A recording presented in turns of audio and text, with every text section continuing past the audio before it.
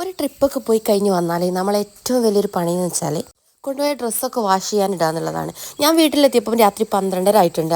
അപ്പോൾ കൊണ്ടുവന്ന ഡ്രസ്സൊക്കെ എടുത്ത് വാഷിംഗ് മെഷീനിലിട്ട് വാഷിംഗ് മെഷീൻ ഓൺ ചെയ്തിട്ട് മക്കളെ ഡെയിലി യൂസിനുള്ള ഡ്രസ്സൊക്കെ എടുത്ത് ഞാൻ നേരെ എൻ്റെ വീട്ടിലേക്ക് പോന്നു. പിന്നെ ഇവിടെ എത്തിയപ്പം 1:45 ആയിട്ടുണ്ടായിരുന്നു കേട്ടോ രാത്രി. പിന്നെ നല്ലൊരു ഉറക്കം കൊണ്ട് പാസ്സാക്കി. ട്രിപ്പ് പോയതിൻ്റെ ക്ഷീണവും കാര്യമൊക്കെ ഉണ്ടായിരുന്നു.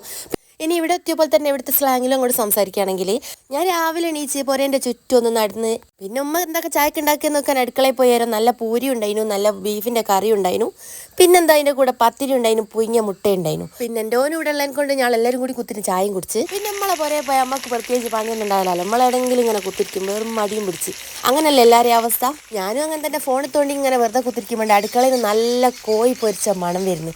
ആ മണം വന്നപ്പോൾ ഞാൻ അങ്ങനെ അടുക്കളയിൽ പോയി നോക്കിയാറുണ്ട് ഉമ്മ കോഴി പൊരിക്കുന്നത്. അന്നേരം മനസ്സിലായി ഉച്ചക്ക് ചോറിന് എന്തായാലും കോഴി പൊരിച്ചുണ്ട്. പിന്നെ എൻ്റെ ഓനോട് ഈ ചോറ് നിന്നിട്ട് പോയാൽ മതി ഈ നിർബന്ധിച്ച് പിടിച്ചു നിർത്തിയതിനെ കൊണ്ട് ഉമ്മ വേഗം ചോറും കറിയൊക്കെ എടുത്ത് ടേബിൾ കൊണ്ടൊക്കെന്ന് പറഞ്ഞുകൊണ്ട് കേൾക്കാണ്ടിരിക്കാനായാലോ എന്ന് വിചാരിച്ചിട്ട് എടുത്തുകൊണ്ട് പിന്നെ വേറെ പണിയൊന്നും ഇല്ലാത്തതിനെ കൊണ്ട് ചായ അടിച്ച് പൈക്കുന്നതിന് മുന്നേ കുറച്ച് ചോറ് വാങ്ങുന്നു.